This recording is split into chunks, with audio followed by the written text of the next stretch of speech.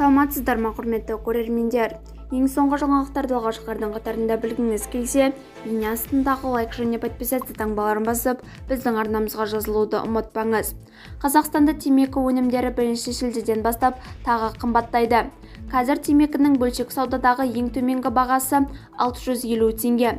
Премьер-министрдің орынбасары қаржы министрінің 6 маусымдағы үкімімен фильтрлі, фильтрсіз сигареттерге, папиростарға, сигареллаларға және қыздырылатын темекісі бар бұйымдарға ең төмен бөлшек сауда бағаларын белгілеу туралы бұйрық жобасына өзгерістер енгізді. Бұйрықпен 20 дана фильтрлі, фильтрсіз сигареттерге, папиростарға, сигареллаларға және қыздырылған темекісі бар бұйымдарға ең төменгі бөлшек сауда бағалары мынадай мөлшерде бекітілді.